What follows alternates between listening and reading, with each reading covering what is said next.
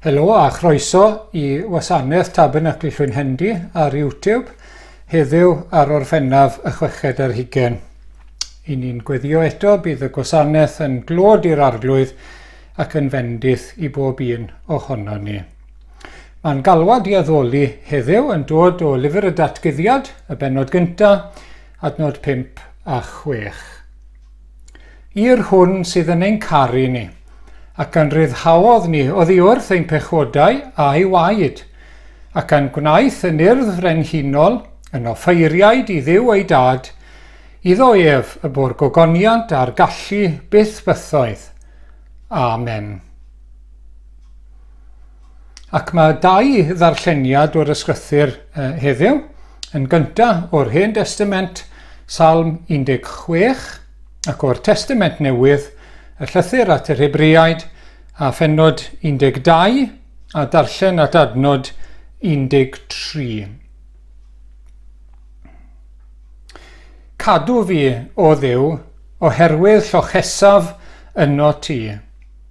Dywedais wrth yr arglwydd, ti yw farglwydd. Nid oes i mi ddaioni ond yno ti. Ac am y diwiau sanctaidd sydd yn y wlad, melltith ar bob un sy'n ymhyfrydu ynddynt. Amlhau i gofidiau y mae'r un sy'n blysio diwiau eraill. Ni chynigia fi waed iddynt yn ddiod-offrwm, na chymryd ei henwau ar fy ngwefusau. Ti, arglwydd, yw fy nghyfran a'm cwpan. Ti sy'n diogelu fy rhan. Syrthiodd y llunynau i mi mewn mannau dymunol, ac y mae gen i fetifeddiaeth ragorol. Bendithiaf yr arglwydd a roddodd gyngor i mi. Yn y nos y mae fy meddyliau'n fy hyfforddi. Gosodais yr arglwydd o'n blaen yn wastad. Am ei fod ar fy neheilaw, ni symudur. Am hynny, llawen haf yng nghalon, a gorfoledda fy ysbryd. A chaiff yng nghawd fewn ddiogel. Oherwydd ni fyddi'n gadael fy enaid i sheol, ac ni chaiff yr un teyrngar i ti weld pwll distryw. Dangosi i mi lwybr bywyd. Yn dy bresenoldeb di y mae digonedd o lawenydd, ac yn dy ddeheulaw fwyniant bythol. Gyna'r llythyr at yr Hebreaid, pennod 12. Am hynny, gan fod cymaint torf o dystion o'n cwmpas, gadewch i ninne fwrw ymaith bob rhwystyr, a'r pechod sy'n ein maglu mor hwydd, a'r redeg yr yrfa sydd o'n blaen, heb ddiffygio, gan gadw ein golwg ar Iesu, awdur a pherffeithydd ffydd. Mwyn y llawenydd oedd o'i flaen, fe oddefodd ef y groes heb ddiffygio, gan ddiastyru gwarth, ac y mae wedi eistedd ar ddeheulaw gorseddfainc Duw. Meddyliwch amdano ef, a oddefodd y fath elyniaeth ato'i hun gan bechaduriaid, rhag i chwi flino na digaloni. Hyd yma, nid ydych wedi gwrthwynebu hyd at waed yn y frwydr yn erbyn pechod, ac yr ydych wedi anghofio'r anogaeth sy'n eich anerch fel plant. Fy mhlentyn, paid â dirmygu disgyblaeth yr arglwydd, a phaid â digaloni pan gei dy geryddu ganddo. Oherwydd y mae'r arglwydd yn disgyblu'r sawl y mae'n ei garu, ac yn fflangellu pob un y mae'n ei arddel. Goddefwch y cwbl mwyn disgyblaeth. Y mae Duw yn eich trin fel plant. Canis pa blentyn sydd nad yw ei dad yn ei ddisgyblu. Ac os ydych heb y ddisgyblaeth y mae pob un yn gyfrannog ohoni, yna bastardiaid ydych, ac nid plant cyfreithlon. Mwy na hynny, yr oedd gennym rieni deiarol i'n disgyblu, ac yr oeddem yn ei parchu hwy, ond ni ddylem yn fwy o lawer ymddarostwng i'n tad ysbrydo a chael byw. Yr oeddent rhieni yn disgyblu am gyfnod byr, fel yr oeddent hwy'n gweld yn dda. Ond yma ef yn gwneud hynny ein lles, mwyn i ni allu cyfranogi o'i sancteiddrwydd ef. Nid yw unrhyw ddisgyblaeth yn wir ar y pryd yn ymddangos yn bleserus, ond yn hytrach yn boenus. Ond yn nes ymlaen, y mae'n dwy'n heddychol gynheuaf cyfiawnder i'r rhai sydd wedi ei hyfforddi ganddi. Felly, cryfhewch y dwylo llesg a'r gliniau gwan, a gwnewch lwybrau union i'ch traed, rhag i'r aelod clof gael ei ddatgymalu, ond yn hytrach gael ei wneud yn iach.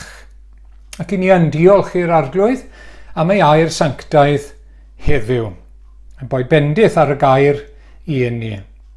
Amen. Gawn ni droi nawr at yr arglwydd mewn gweddi a cheisio i wyneb gyda'n gilydd. O arglwydd yn Duw, i ni'n diolch eto am y cyfle i ddod ger dy fron mewn gweddi, i ddod i ddaddoli di o arglwydd heddiw. I ni'n dod eto ar ddydd yr arglwydd, dydd y bedd gwag, dydd yr atgyfodiad, a hefyd sabath y Cristion. Ac o arglwydd i ni yn dod i droi at y ti. I ni'n dod i dy geisio di, achos bod ti'n ein annog ni wneud hynny wrth gwrs. Ac yw ti'n ein calonogi ni trwy ddweud y byddwn ni'n gallu dy gael di o dy geisio a'n holl galon. Ac o arglwydd i ni yn diolch, i ni eisiau nesau at y gwir arbywiol Dduw. Fel i ni wedi clywed yn y salm, di ni ddim eisiau addoli diwiau eraill, diwiau diaeth yr arglwydd, diwiau sy'n perthyn i gryfyddau eraill, neu diwiau ni'n gallu creu ein hunain. Ond y gwir Dduw, y tad, y mab a'r ysbryd glân, Iawe, y Jehofa mawr. Ac o arglwydd, i ni ddim eisiau gwastraffu amser, i ni eisiau creu mwy o drafferth i ni'n hunain gyda diwiau eraill. Ac beth bynnag o arglwydd, mae yna gymaint o lawenydd a gorfoledd gyda thi. Mae yna dangnefedd, mae yna wirionedd. Ac o arglwydd i ni'n gweddio cawn ni brofi dy bresenoldeb di heddiw nawr yn y moddion gras yma trwy'r ysbryd glân. Fydd yn cynhesu ein calonau ni, bydd yn codi ein calonau ni o arglwydd, a bydd yn fydd ac yn gyfrwng i ni dyfu mewn gras a mynd o nerth i nerth. Ac o arglwydd i ni'n diolch, mae ti yw ein crewr yn cynhaliwr, i ni'n diolch eto am bob rhodd. Diolch arglwydd, wyt ti'n darparu o hyd, wyt ti'n rhoi o hyd, wyt ti'n rhoi ein cartrefi, bwyd, dillad, wyt ti'n darparu arglwydd, ac i ni'n diolch. Popeth i ni wedi derbyn o'th lawdi dros yr wythnos i wedi mynd, i ni'n diolch arglwydd. I ni'n rhyfeddu at y ffyddlondeb tawel di. Dydd ar ôl dydd, yr haul yn dod, ac wedyn y glaw yn dod yn ei bryd o arglwydd, y tymhorau, i ni'n diolch. Ac o arglwydd i ni'n gweddio dros rai sydd yn bryn nawr, ddim yn cael gymaint o fwyd arglwydd, oherwydd bod arweinwyr gwledydd yn gwario ar bethau eraill, arfau falle, yn gwastraffu, a ddim yn gofalu am y rhai sydd wir mewn angen. O arglwydd ni'n gweddio drostyn nhw, ac yn meddwl lot am frodyr a chwiorydd i ni sydd yn y sefyllfa yna nawr yng nghanol y coronavirus, ddim yn cael bwyd, ddim yn cael ei siar fel pawb arall, achos bod nhw'n dilyn Iesu Grist. Bendithia nhw a cynnal nhw yn ôl da ddewyd, helpa ni fod yn rhan o'r cynnal lle allwn ni, gyda'n harian ni. Ond o arglwydd, diolch am dy ffyddlondeb, diolch am dy drigareddau arglwydd, diolch am dy ras i ni. Di ni'n heiddi dim oddi ar dy lawdi, dim byd, oherwydd ein pechod a'n gwrthryfel, ond wyt ti mor garedig, wyt ti mor dosturiol, wyt ti mor dda. Ac o arglwydd i ni eisiau diolch, i ni eisiau daddoli di o arglwydd. I ni'n cyffesu ein pechod ger dy fron. Ein bod ni wrth natur yn troi ein ffordd ein hunain, bod ni'n creu diwiau i ni'n hunain, ac o arglwydd bod ni'n gallu addoli'r hunan a heb dy garu di, a'n holl galon, a'n holl feddwl, a'n holl enaid, a'n holl nerth. Arglwydd maddau ni, na chari'n cymydog chwaith. Ond arglwydd i ni'n diolch. I ni'n diolch am yr efengil, bod na efengil o achubiaeth oddi wrth bechod. Achubiaith i bechaduriaid, iachawdwriaeth. I'n cymryd ni arglwydd a'n gwneud ni yn iach unwaith eto. Arglwydd i ni'n diolch. Ac i ni'n diolch mae ti sydd wedi trefnu hwn wrth gwrs, bod y cyfan ohono ti, dy allu di, dy ddoethineb di, dy feddwl di, dy ddarpariaeth di.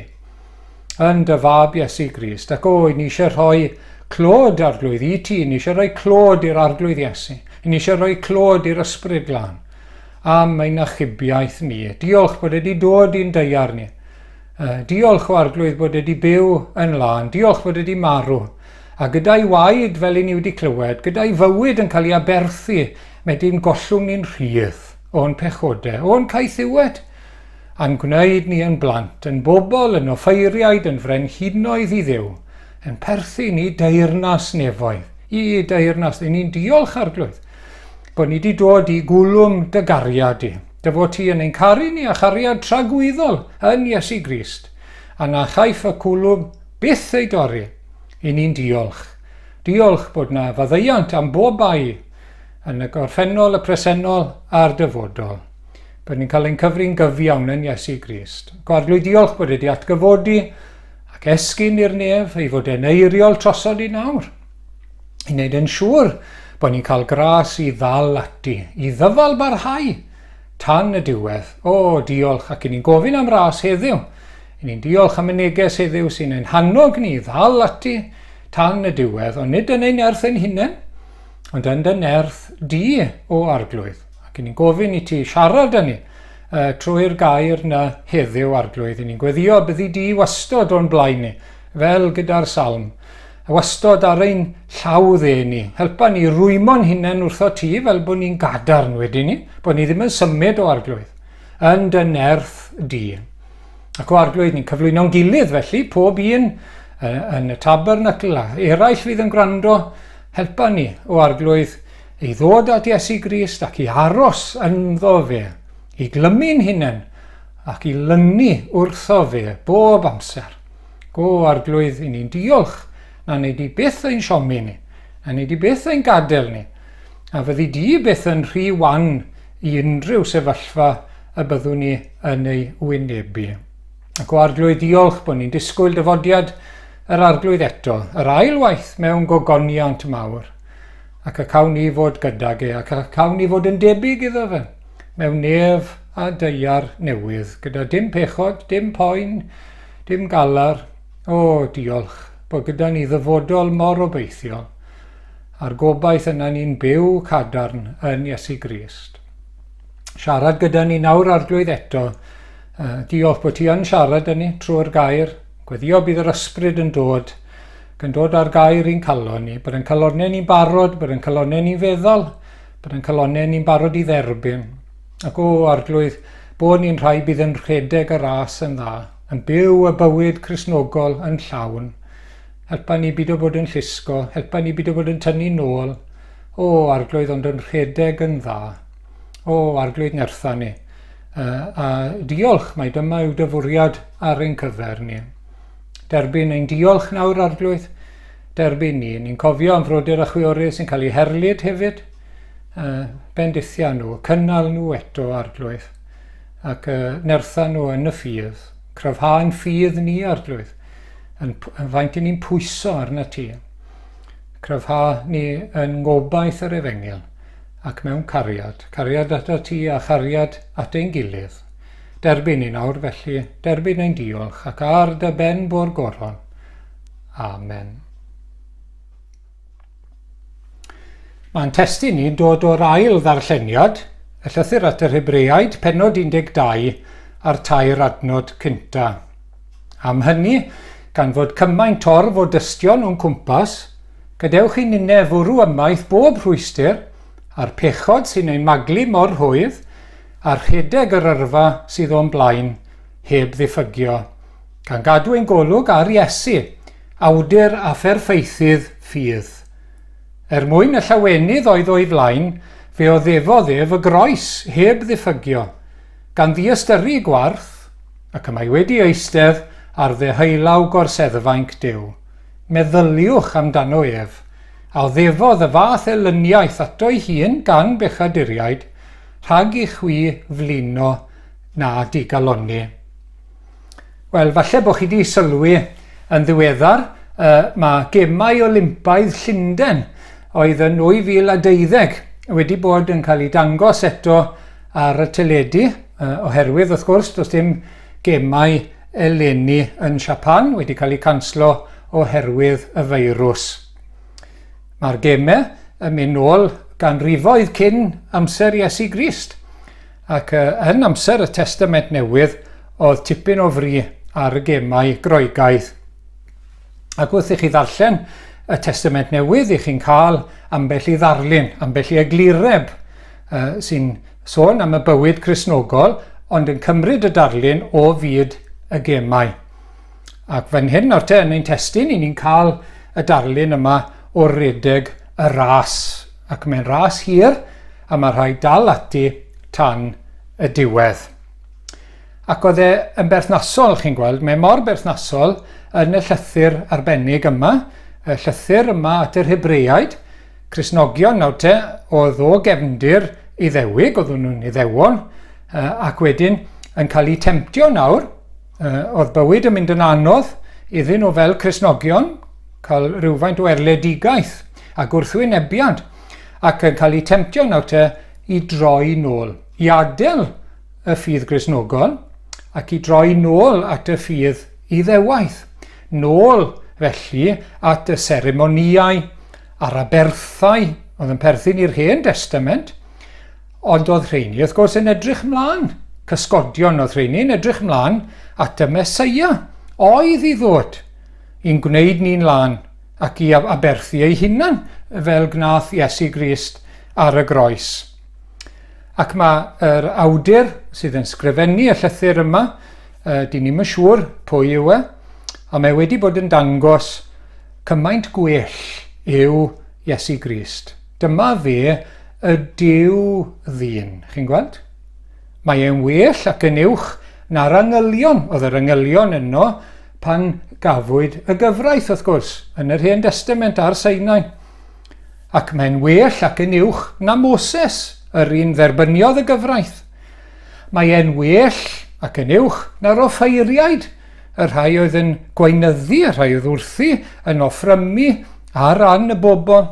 Mae'n gymaint gwell ac yn uwch, achos dim ond cysgod oedd rheini'n pwyntio ymlaen ato fe. Mae ef yn offeiriad tragwyddol. Am byth? Mae aberth, mae gwerth ei farwolaeth ar y groes yn para am byth. A mae e di mynd i'r nef i eiriol drosto ni, nid i babell neu ryw deml. A nawr wrth gwrs i ni'n cael ein hannog. Mae'r Cristnogion cynnar yma a ni wrth gwrs yn cael ei hannog i ddal ati nawr te. Byd o troi nôl, ond i ddal ati yn y ras yma, sef y bywyd Cristnogol. A mae'n addas i ni yn dywe. Mae'n addas i ni fel mae cyfnod y Covid yn llusgo ymlaen, i ni'n gallu blino, i ni'n gallu digaloni, fel ni'n clywed y geiriau yn y testun, felly mae eisiau anogaeth arno ni. A mae yna gymaint o anogaeth yn yr ysgrythur a fan hyn i ddal ati. Ac gallech chi ddweud bod y ras nawr te yn ddarlun o fywyd y Cristion pan mae'n proffesu ffydd, a pan mae'n neud hynny'n gyhoeddus yn y bedydd, nes bod e'n marw. Dyna ras o'r dechrau i'r diwedd. A gallwch chi feddwl am ras eitha hir ac anodd. Gallwn ni feddwl am y marathon wrth gwrs. Mae rhai dyfal barhau dros 26 o filltirodd. Gallech chi feddwl am y steeplechase, dyw na ddim mor hir, ond mae yna glwydi, mae yna rwystrau i fynd drostyn nhw, mae yna ddŵr i neidio drosto fe. Neu, gallech chi feddwl am y ras traws gwlad, cross country, yn mynd trwy y cors a'r glibaniaeth, elldydd mawr a mwd trwm ar brydiau. Mae'n anodd, mae'n galed. A'r gamp yw dal ati, dyfal barhau. A siwd mae'n neud hynny. Dyna beth i ni yn cael ein atgoffa honna fe nawr heddi. Oherwydd nid dechrau yw'r peth chi'n gweld. Mewn marathon nid cyrraedd marc 5 milltir yw'r gamp. Na 10, na 15, na 23, na 26.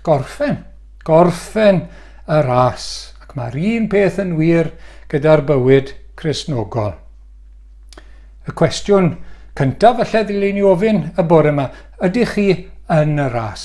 Ydych chi yn y ras? Ydych chi yn y bywyd Cristnogol?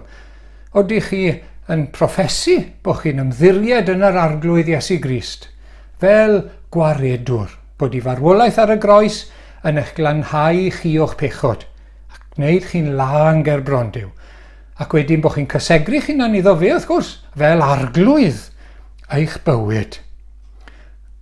Ac fel Cristnogion nawr te, siwd mae'r ras yn mynd ar hyn o bryd? Siwd mae'ch perthynas chi a'r arglwydd ar hyn o bryd? Siwd mae'n cymharu ar amser oeddech chi wedi dechrau? Yn aml iawn, mae rhywun yn dechrau ras, yn mynd ar tym bach o garlam, yn mynd yn gloi, a wedyn yn dechrau blino, yn dechrau rafu. Beth amdano chi? A fi, wrth gwrs, siwd ni'n redeg heddi yn y bywyd Cristnogol. Os na gynnydd? Oedden ni'n redeg yn gryfach? Oedden ni'n redeg yn arafach? Oedden ni bron a stopio? Oedden ni'n cerdded? Oedden ni'n sefyll yn stond? Ble i ni? Dyma chi rai cwestiynau gallen ni ofyn. Oedden gwybodaeth ni o'r arglwydd, a'n dealltwriaeth ni o'r arglwydd, siwdyn ni'n nabod e, ac o'i ewyllus e, beth yw ei fwriad ei, ddymuniad ar ein cyfer ni, oeddi hwnna'n tyfu. Oedden ni'n tyfu mewn gwybodaeth ac adnabyddiaeth o'r arglwydd ei hunan. Oedden ni'n tyfu mewn cariad ato fe, ac at ei bobl e, ein brodyr a'n chwiorydd yng Nghrist. Oes na newyn a syched gyda ni am gyfiawnder, am fod yn iawn, am fod yn sanctaidd yn ein bywyd. Ydy'n bywyd bob dydd yn adlewyrchu Iesu Grist? Oedden ni yn dod yn debycach o gwbl iddo fe? Oedden calonnau ni yn gynnes tuag ato fe, tuag at ein brodyr yn chwiorydd, tuag at ei waith, tuag at yr efengil? Wel, mae yna sawl anogaeth nawr te yn yr adnodau hyn, ac newn ni sylwi yn fyr arnyn nhw nawr. A mae yna 4 peth. Yn gyntaf, mae'r anogaeth i wrando a sylwi ar y dorf. Mae yna dorf o'n cwmpas ni, meddai yr awdur, ac mae rhaid ni sylwi arnyn nhw. A mae e'n od yn dywe, y dyddiau hyn. Os ych chi wedi bod yn gwylio y cricet yn ddiweddar, ac does dim torf o gwbl, mae mor dawel na, ac does dim awyrgylch, dwi ddim yr un peth i'r chwaraewyr, wy'n siŵr. Ac wrth gwrs mae pobl y bêl-drod wedi sylweddoli hyn, ac maen nhw'n chwarae sŵn torf wedyn dros yr uchel seinydd i helpu'r chwaraewyr wrth gwrs, i'w annog nhw. O leia maen nhw'n gallu dychmygu cefnogaeth a sŵn y cefnogwyr. Wel, pwy yw'r dyrfa, pwy yw'r dorf nawr te, i ni yn y bywyd Cristnogol, i ni yn y ras, wel, pwy yw'r dorf te? Wel, pobl sydd wedi rhedeg yn barod. A'r darlun yw, maen nhw wedi rhedeg a nawr maen nhw'n eistedd yn y stand. Ac mae tystiolaeth tystiolaeth i bywyd nhw yn ein hybu ni mlaen, yn ein gwthio ni mlaen, yn ein cefnogi nhw. Ac dyna i ni wedi cael, wrth gwrs, ym Mhenod 11, y bennod fawr ar ffydd, lle ni'n cael enghreifftiau o bobl yr Hen Testament oedd wedi byw trwy ffydd. A mae tystiolaeth i bywyd nhw nawr yn dweud wrtho ni, come on, dewch ymlaen, dalwch ati. Pidwch a roi lan, pidwch a troi nôl nawr, dalwch ymlaen i fynd. ac i ni'n gweld yn eu bywydau nhw, eu ffydd nhw, wrth iddyn nhw i fyddhau i'r arglwydd, a byw i'r arglwydd yn ymarferol o ddydd i ddydd yn wyneb pob math o anawsterau ac amgylchiadau anodd. Cymrwch chi Noa yn adeiladu yr arch, heb weld y glaw mawr, oedd dim arwydd o'r glaw mawr, ond oedd e'n adeiladu'r arch achos bod yr arglwydd wedi dweud wrtho fe wneud hynny. A chafodd e ddim ei siomi. Wedyn Abraham yn gadael ei gartre i fynd i wlad nad oedd e ddim wedi ei gweld hi, ddim yn gwybod yn iawn lle oedd e'n mynd. Ond oedd e'n ymddiried yn yr arglwydd. Oedd yr arglwydd yn gwybod, felly oedd hynny'n ddigon i ymddiried ynddo fe. Wedyn i ni gweld Moses yn fodlon gadael bywyd cyfoethog y palas yn yr Aifft ac yn ieithu, dangos bod e'n perthyn i bobl Israel.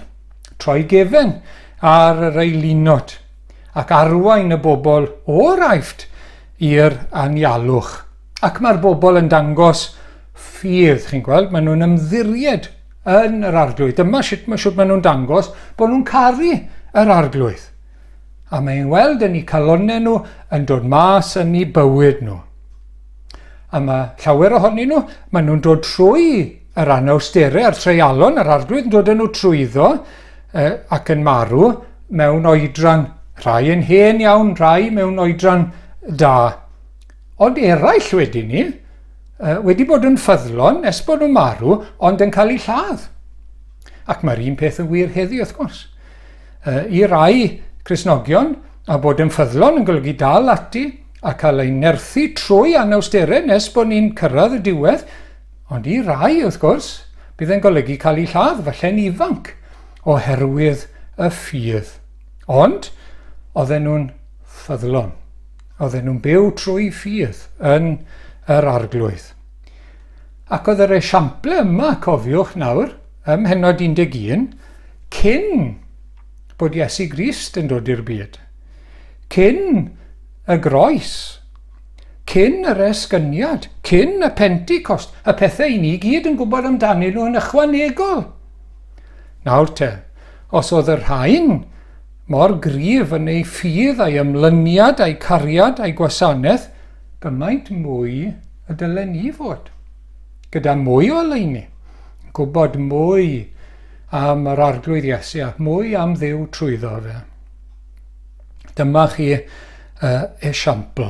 Nawr te, mor bwysig yw e i ddarllen yr ysgrythur felly, mor bwysig yw e i ddarllen hanes Cristnogion sydd wedi marw.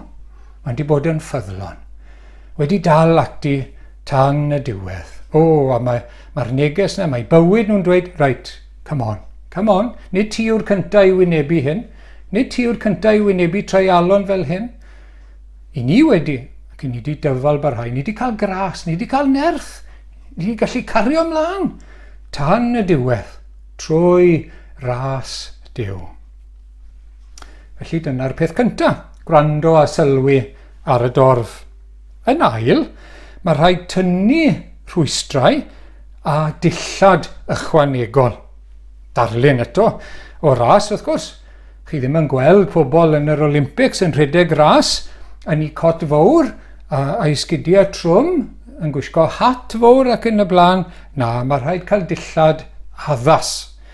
A dweud y gwir, yn amser y Testament Newydd, bydden nhw'n cystadlu yn gwbl noeth a dim byd o gwbl. Ond, mi fydde dillad anaddas yn rwystyr wrth gwrs, ac yn fagl y gallen nhw faglu drostyn nhw. A fan hyn, i ni'n clywed hynny.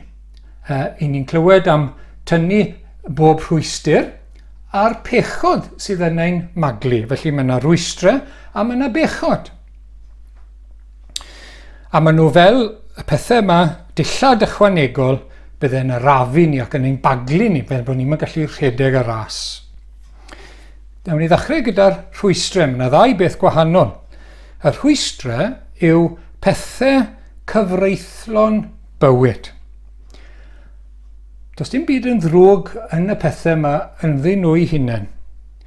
Ond mi allan nhw gymryd gormod o'n hamser, ein meddwl ein serch a'n bryd, nes bod ni'n colli wedyn yr archwaith na, yr appetite ysbrydol am yr arglwydd, am ei addoliadau, am ei air, am weddi ac am gymdeithas gyda'i bobl. Chi'n gweld? Weithiau, mae plant yn dyn nhw, maen nhw'n hoffi bita unrhyw bryd ac yn bita rhwng prydau ac i ni wneud e weithiau falle. A wedyn pan mae'n dod i amser bwyd iawn, sdim chwant bwyd. Pam i ni wedi bod yn bita sbwriel, nonsens, rubbish yn y prynhawn falle. Dim eisiau pryd o fwyd gyda'r nos. Wel, mae'n gallu bod yn wir yn ein bywyd ysbrydol yn dywe. Pethau nawr te yn cymryd gormod o le, gormod. Pethau cyfreithlon, cofiwch, nid pethau drwg yn ddyn nhw i hynna. Chwaraeon, hobi, pethau da, swydd, gwaith, uchelgais, i fynd ymlaen, i gyflawni yn gwasanaeth, beth bynnag yw e, yn ein gwaith, ffrindiau falle, yn ein bywyd ni.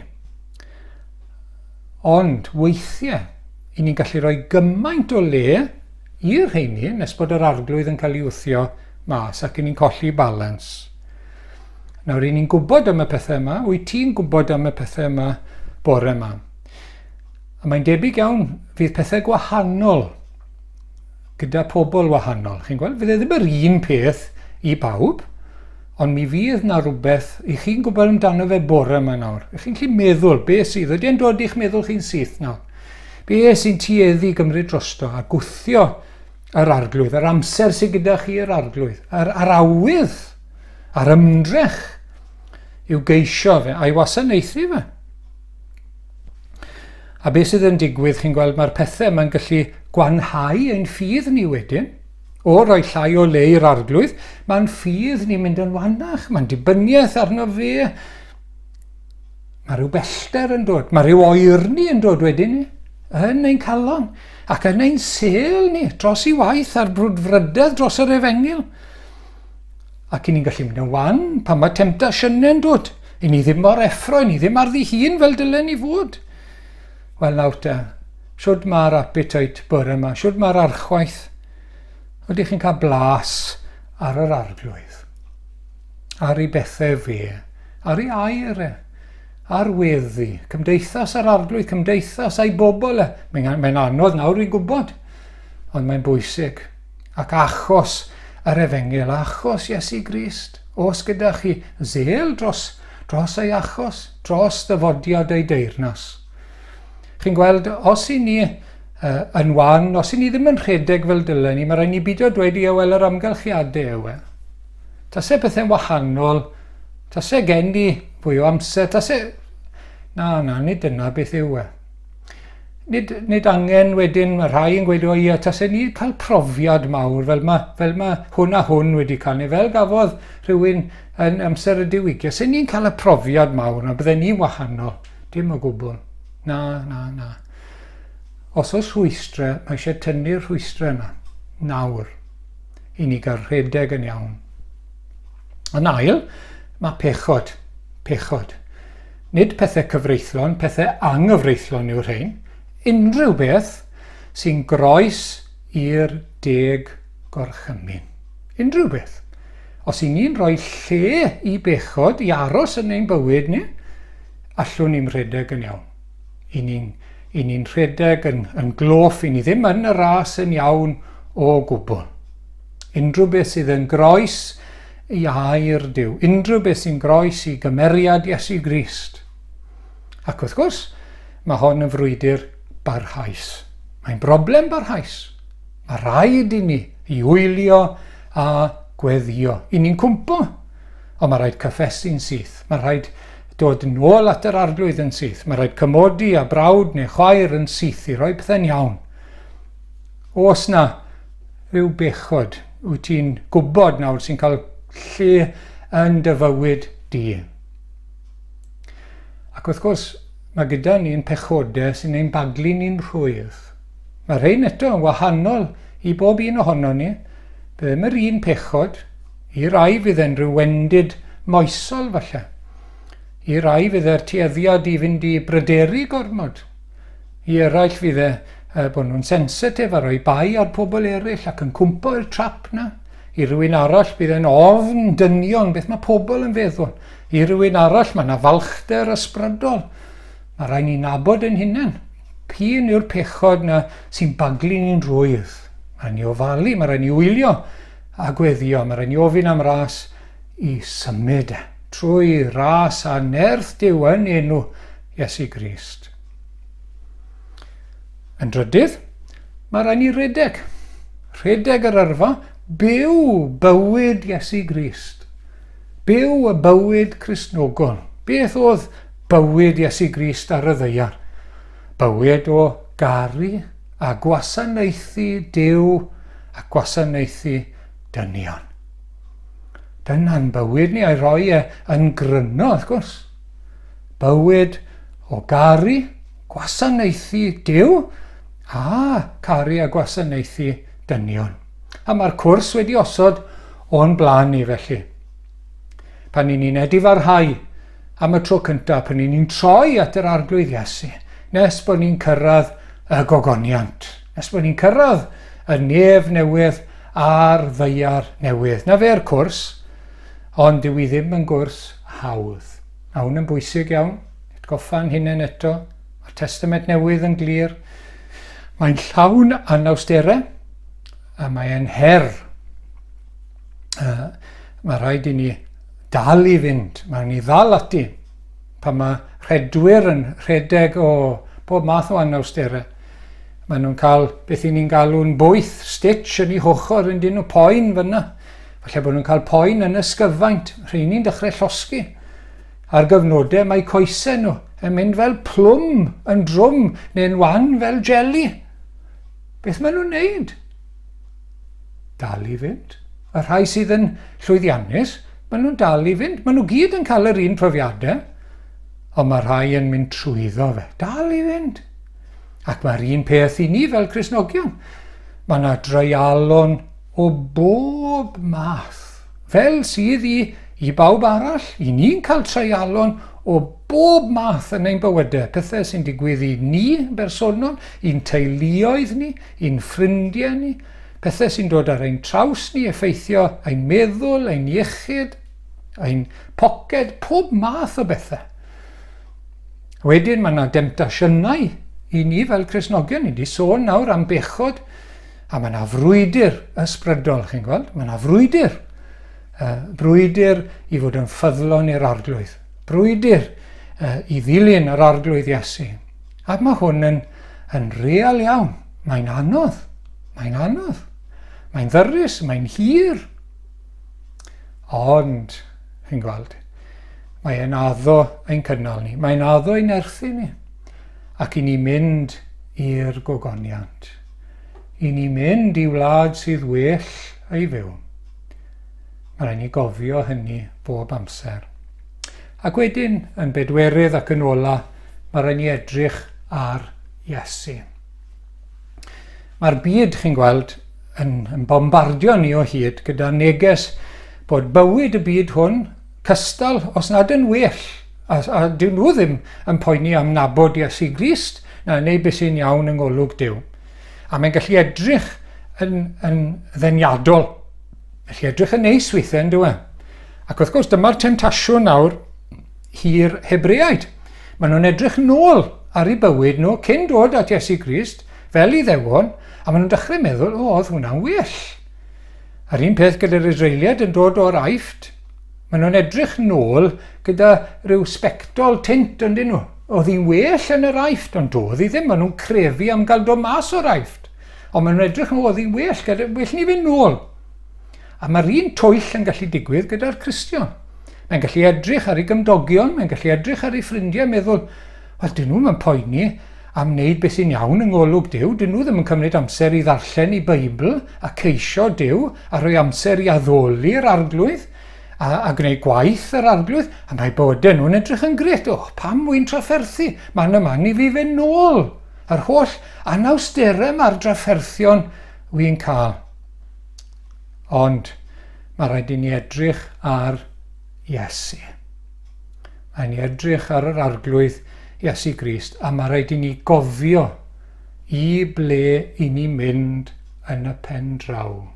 Yn gweld mae yna Salm 73, lle oedd y salmydd Asaf yn meddwl fel hyn. Oedd e'n meddwl, dwi'n neud yr holl ymdrech yma, a mae rhai di-gred yn edrych gymaint gwell na fi, bywydau nhw'n well, a wedyn mae'n cofio eu diwedd nhw. Y pen draw, chi'n gweld? I ni ar y ffordd trwy Iesu Grist nawr i'r gogoniant, i'r nefoedd. Ond heb yr arglwydd Iesu, mae pobl ar y ffordd lydan sy'n arwain i ddistryw, sydd yn golled tragwyddol, a mae'n golygu uffern wrth gwrs. Mae rhaid i ni gofio y pen draw. Felly mae eisiau ni edrych ar Iesu wrth i ni redeg. Cael ffocws nawr wrth redeg. Mae'n beth da yn diwedd pan chi redeg ras i gael ffocws clir. Dyma ni edrych ar Iesu. Ac edrych arno fe fel person, wrth gwrs, y Duw ddyn fel wedi dweud yn barod. Edrych ar ei brydferthwch. Mae mor brydferth, achos bod e'n sanctaeth, achos bod e'n ddynam, a di-bechod, a di-fai. Mae'n brydferth i edrych arno fe. Di ddim yn blino edrych ar ei berson, ac wedyn ar ei waith, wrth gwrs. Mae di dod i fod yn bont.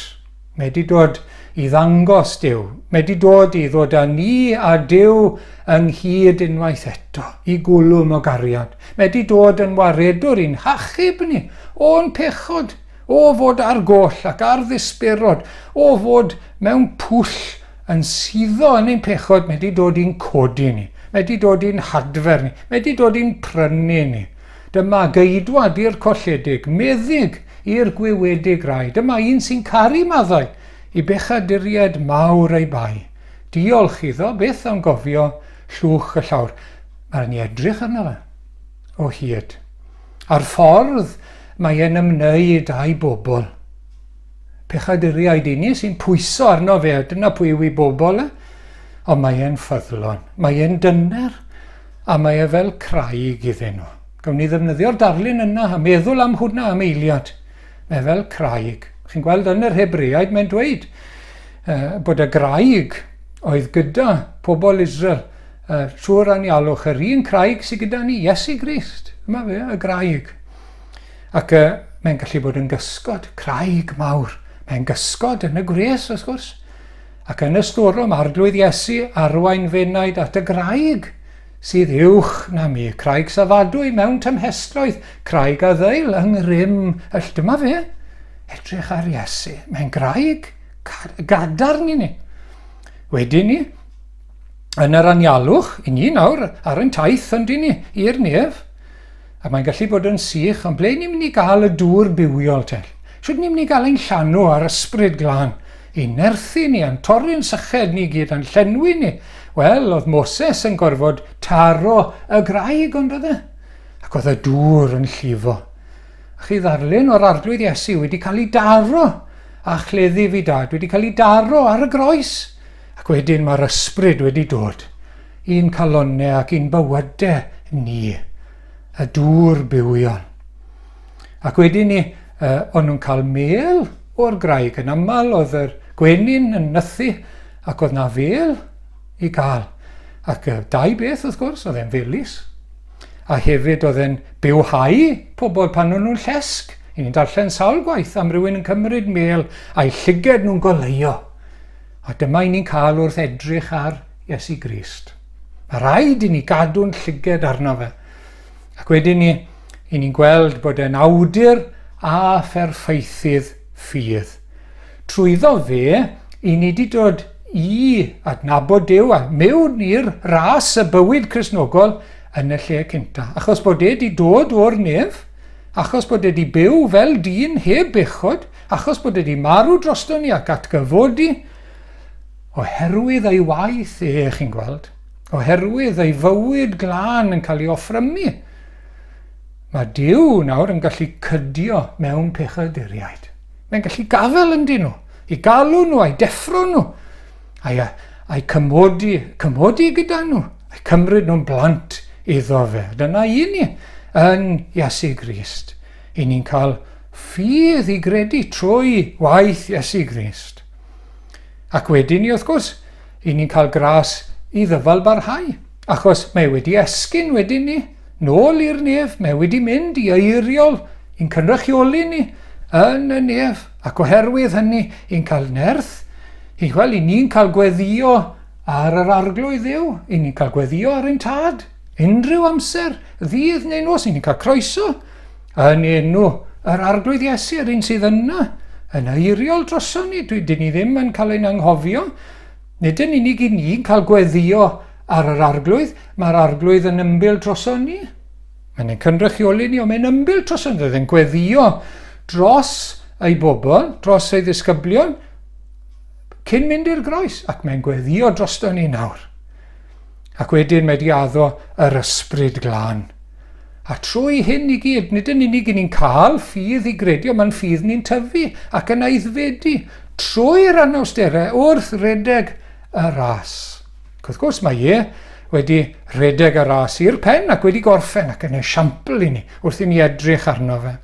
A gadewch i ni edrych wedyn, mae'r testun yn dweud, edrychwch ar siwr oedd e'n redeg te. Oedd e'n redeg a'i lyged ymlaen, a'i lyged ar y wobr. Mae'n dweud fel hyn, mwyn na llawenydd oedd o'i flaen. Allwch chi'n redeg yn iawn os ych chi'n edrych ar eich trad? Allwch chi'n redeg o ddifri os ych chi'n edrych o gwmpas trwy'r amser? Neu allwch chi byth a redeg yn dda os chi'n edrych nôl? Mae pobl wedi colli ras yn dyn nhw, wrth droi nôl i weld lle mae'r person nesaf tu ôl iddyn nhw. Na, ac oedd yr Hebreaid yn trial redeg fel petai'n edrych nôl. Mwyn y llawenydd oedd o'i flaen. Oedd e'n mynd i gael eistedd ar ddeheulaw Duw y tad. Ac wedyn ni, oedd e'n gwybod, os bydde fe'n ffyddlon, a bydde ei bobl yn dod ato fe, bydde yna deulu mawr yn y nef. Bydde meibion lawer, a merched wrth gwrs, yn dod i ogoniant yn y nef. Ac dyma sy'n ni'n erthu fe, i oddef y groes, y bradychu, y gwadu, Gethsemane, Golgotha, y popeth, heb ddiffygio. Ac oedd e'n diastyru gwarth. Mae hwnna mor bwysig. Dyma fel oedd e'n redeg y ras, chi'n gweld? Y pethau yma oedd yn digwydd iddo fe, y gwarth, y ffordd gafodd ei drin. Mab Duw, ffordd gafodd ei drin. Oedd e'n ei ddiastyru fe, oedd e'n chwarae fe lawr. Nid yn ei chwyddo fe yn fawr. Chi fel fi wedi edrych trwy sbiendrych, trwy binoculars rhywbryd, a chi'n gallu edrych dwy ffordd wrth gwrs. Chi'n edrych y ffordd iawn, a mae popeth yn dod yn nes ac yn fawr. Wedyn chi'n troi nhw ffordd arall, mae pethau'n mynd yn bellach ac yn fach. Wel, dyma chi esiampl Iesu Grist, y pethau yma oedd yn digwydd iddo fe, y gwarth.